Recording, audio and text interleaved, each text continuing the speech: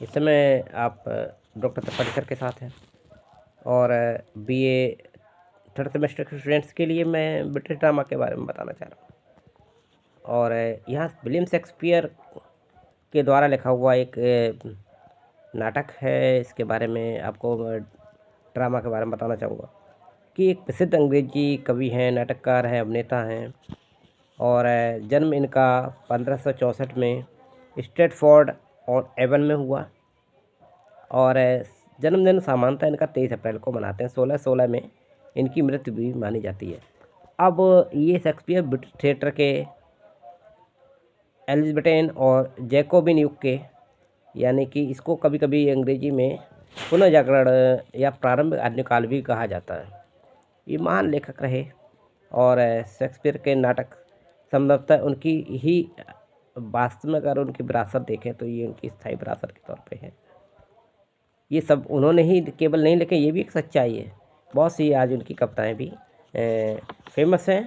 तो मैं एक सारांश बताने जाना चाहता हूँ आप लोगों के लिए और एक इससे आपको कहानी का सारांश पता चल जाएगा इस ड्रामा का, तो आपको बहुत आसानी रहेगी। इस पे जो क्वेश्चंस आएंगे तो बहुत ही एक इंटरेस्टिंग न्यूज है। क्या कहते हैं, ये पूरा ड्रामा बहुत स्टोरी बहुत है। अगर आप थोड़ा सा जो इसके पार्ट्स हैं, जो करेक्टर्स हैं, वो थोड़े से आपको कठिन लगेंगे, लेकिन ओवरऑल जब मैं आपको एक्सप्लेन कर रहा हूँ थीम तो आपको समझ में आएगी। नाटक के पहले भाग में ही बताया जाता है कि ओथेलो है जो आरंभ हो रहा है पूरा कार्यक्रम इसमें। तो रॉड्रिगो एक विनीशियन रईस महिला डेस्डेमोना का पीछा कर रहा था। तो यहाँ पे आपको रॉड्रिगो को देखना होगा कि वो क्या है कि ओथेलो शुरुआत हो रही है, इसमें ही मैं आपको बताने जा रहा हूँ। तो यहाँ पर एक रईस महिला है, उसका पीछा किया जा रहा है। स्टोरी यहाँ से शुरू होती है और उस रईस महिला का नाम है डेस्डेमोना। मोना लगा हुआ है, इससे कोडिंग से समझ जाना कि स्त्री है, रईस महिला है। और एक रॉड्रिगो है, एक व्यक्ति, वो उसका पीछा कर। उसे शाम को पता चलता है कि डेस्डेमोना ने एक सैनिक मित्र यागो के माध्यम से, यहाँ पे एक उसका सैनिक मित्र है उस महिला का, उसका नाम यागो है। तो वो उसकी सहायता से वो जो है जनरल मोरिस ओथेलो से, तो उस समय जनरल थे, उनसे मोरिस ओथेलो से गुपचुप तरीके से उसने विवाह कर लिया है और लेफ्टिनेंट के पद पे पहुंचना चाहता है प्रमोशन के लिए। तो वो ओथेलो के विरुद्ध एक शिकायत करता है और ओथेलो द्वारा माइकल कैसियो को चुना जाने के बाद ओथेलो ने क्या किया, तो वो जो है जनरल मोरिस ओथेलो ने ये इसको प्रमोशन से हटाया, मतलब किसी और को वहाँ पे अपॉइंट कर दिया है लेफ्टिनेंट पद के लिए। तो जब कोई और तो इसको यागो जो है, तो इसको जो सैनिक मित्र था इसका नीचे लेवल पे पहुंचा दिया।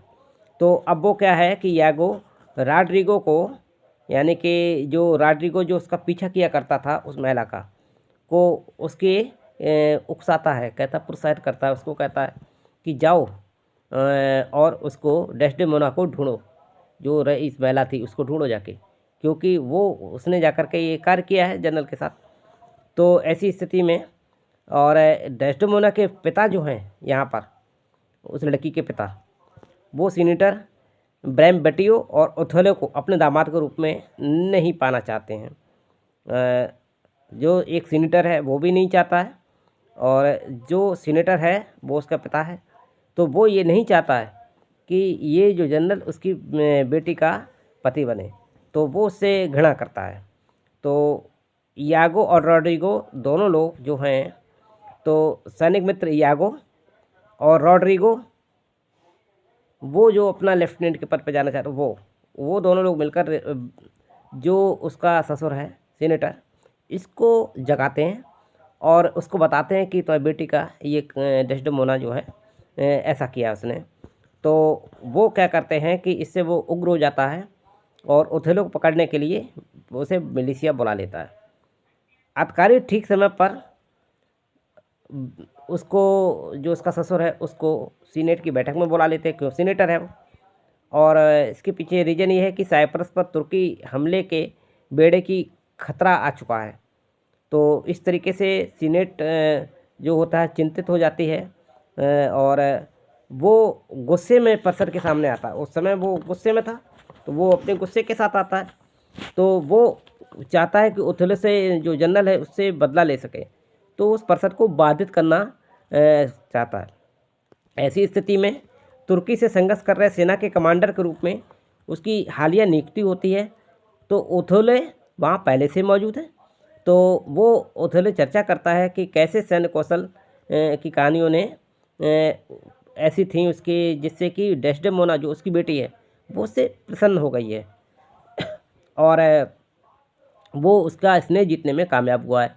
इसके बाद ही उसने विवाह की बात कही थी, वो कहा था कि हमारे विवाह की रक्षा करना।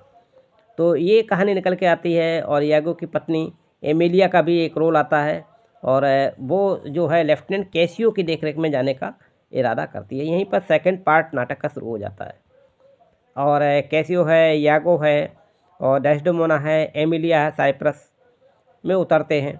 तो यहाँ पे जितने भी ये कैरेक्टर्स हैं, इन कैरेक्टर्स पे आपको फोकस करना पड़ेगा। और मोन्टानो साइप्रस के गवर्नर हैं और उनके लोग स्वागत कर रहे हैं और एक इसमें कैसियो डेस्डेमोना को क्या दिखाते हैं, एक नौकरानी के तौर पे दिखाने की कोशिश करते हैं और जो बना उसकी प्रसिद्धि का वर्णन इसमें किया गया है और प्रेम की बधाई भी दी जाती है इसमें। और एथेलो जैसे ही आता है, कहता है कि समुद्री तूफान आया था, उससे तुर्की का जो बेड़ा है वो तितर-बितर हो गया और उस रात वो कहता है कि ये जो है रात उत्सव की रात घोषित हो जाए। और ऐसी स्थिति में वो जो है उत्सव की रात में रॉड्रिगो के साथ उसे अकेला छोड़ देता है। यागो से विश्वास दिलाता है कि नहीं, उसका मित्र है वो उसको ये दिलाना याद कोशिश करता है, डेस्डेमोना तो ओथेलो से पहले ही ऊब चुकी है। ये कि चाल चली जाती है यहाँ पर और उसने अपना ध्यान उस सुंदर युवा कैसियो पर लगा दिया है। तो ये भिड़ंत कराने का जो दुष्चक्र शुरू हुआ और इसका परिणाम आगे देखिए क्या होता है।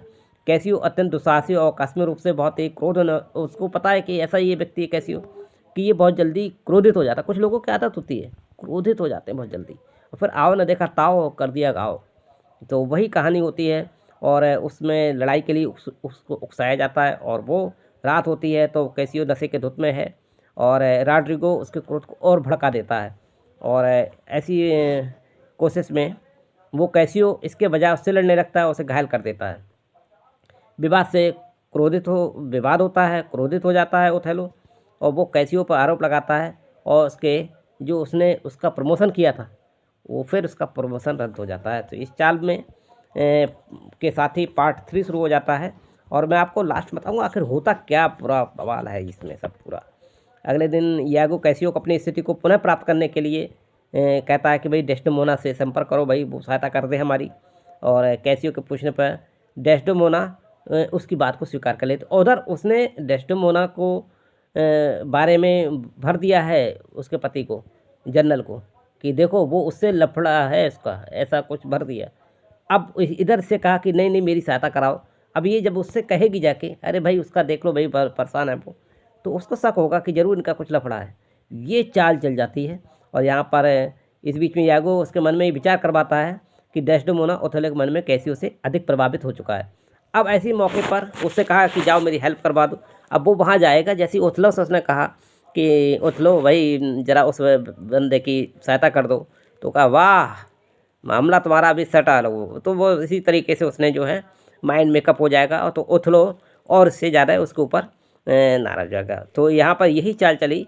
तो डेस्डेमोना का उसने ओथेलो को दिया पहला उपहार जो एक रुमाल था, उसने उससे मांगा कि भाई मेरा रुमाल लाओ। और वो उस वक्त जो है उसने चालाकी की और ओथेलो अपनी पत्नी पर उसने ऐसी स्थिति में नज़र रखनी शुरू कर दी क्योंकि उसको शक पैदा करा दिया। और डेस्डेमोना को उसने जो सबसे पहला उपहार दिया था रुमाल, जब उसने मांगा वो नहीं मिला उसे, क्योंकि यहाँ पर रुमाल बहुत महत्वपूर्ण होता था उस समय। वहाँ पर उस पर स्ट्रॉबेरी से कढ़ाई की जाती थी।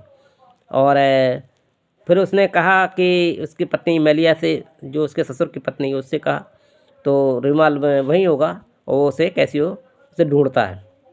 ओथेलो तो ईर्ष्यालु हो चुका है और वो ये मानता है कि इसकी पत्नी का कैसियो से प्रसंग चल रहा है, प्रेम प्रसंग चल रहा है। और वो रुमाल कहाँ पाया गया, उसके पास पाया गया। ये खेल चल गया। और फोर्थ में ईर्ष्या अगर कर गई मन में घर तो क्या होता है, यही बढ़ावा दिया जा रहा था। ओथेलो और कैसियो और उसकी मालकिन बियांका की कुछ चर्चाओं को सुनने के बाद उसे गलत समझने के लिए उसकी मालकिन वहाँ तो उसको भी बताया गलत, और ऐसा कुछ कर दिया कि प्रेरित किया गया उसको। और कसीदाकारी रूमाल जो कैसियो उसको बयान को नकल करने के लिए पेश करता है, तो वो उसका वार्तालाप को सुनवाते हैं। ओथेलो जो कुछ भी सुनता है वो उसके बीच में और उसको चिंता की लकीरें आ जाती हैं, और इसी में उसको मिर्गी का दौरा पड़ जाता है। और उसके बाद वो ठीक होता है तो ओथेलो इयागो को कहता है कि कैसियो की हत्या कर दे वो। और डेस्डेमोना को ओथेलो के प्रति बदलते व्यवहार को उसे समझना भी अब वो ये कहता है कि आखिर इसका व्यवहार ऐसा क्यों बदल गया, कि वो डेस्डेमोना को बड़ा अजीब सा लगता है कि भाई ये तो इतना अच्छा था, फिर क्यों इसके मन में ऐसा वहम सा आ गया। और इस वहमबाजी में ही क्या होता है कि उसका संबंधी लोदोविको है, जो वेनिस में एक स्कूल में दूत बन करके जाता है, वेनिस के में एक दूत के रूप में जाता है, और ओथेलो उसको मार देता है। और वो अपने पति के विश्वास को खो जाने के कारण उसे ये लगता है कि मेरा पति मेरे पे विश्वास खो चुका है, मेरे पर विश्वास नहीं कर रहा है, तो उसे परेशानी होती है। और वो परेशानी बहुत सारा अनुभव कर रही है। तो ऐसी स्थिति में गाते समय बिस्तर पर जाते पूर्व एमिलिया से बात भी होती है उसकी, और नाटक 5 में आकर के पूरी कहानी का सारांश निकल आता है कि रॉड्रिगो को विश्वास होने लगता है कि यागो वास्तव में उसका मित्र नहीं है। फिर भी यागो उसे शाम पुनः कहता है कि डेस्डेमोना न्यायालय में लाने में उसको ले आए, और कैसियो पर हमला करने के लिए उसे मना लेता है। यहाँ पर यागो आगामी विवादों के दौरान सब चलता है, और वो उसके ऊपर चुपके से प्रहार कर देता है, वो घायल हो जाता है। और फिर वो स्वयं वहाँ से वापस आता है और रॉड्रिगो पर कैसियो को चोट पहुँचाने का आरोप लगाता है, और इसी के साथ वो फिर अपना जीवन भी समाप्त कर लेता है। तो इस कथित व्यभिचार के प्रतिशोध के रूप में ओथेलो क्या करता है, इतना सब कुछ इल्ज़ाम लगे होते हैं, इसलिए वो अपनी पत्नी के शयन कक्ष में चोरी से जाता है, और जहाँ वो उसे सोता देखता है उसकी भी हत्या कर देता है। तो अपनी बेगुनाही का विरोध करता है, और बहुत दुखी होता है, और वो अपने मुंह पर तकिया रख लेता है, और इससे उसकी भी दम घुटने से मृत्यु हो जाती है।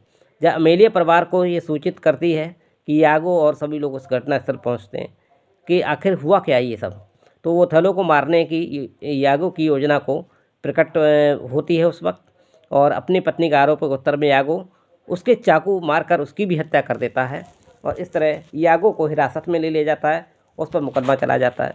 और स्वयं के परीक्षण की निश्चितता का सामना करते हुए ओथेलो अपने जीवन को समाप्त करने के लिए कहता है कि गुप्त हथियार का उपयोग करता है, और नाटक के अंत में कैसियो को दूसरा अवसर है, और उसे फिर से यहाँ कैसियो को फ़ायदा हो गया, और कैसियो को साइप्रस का गवर्नर भी नियुक्त कर दिया गया।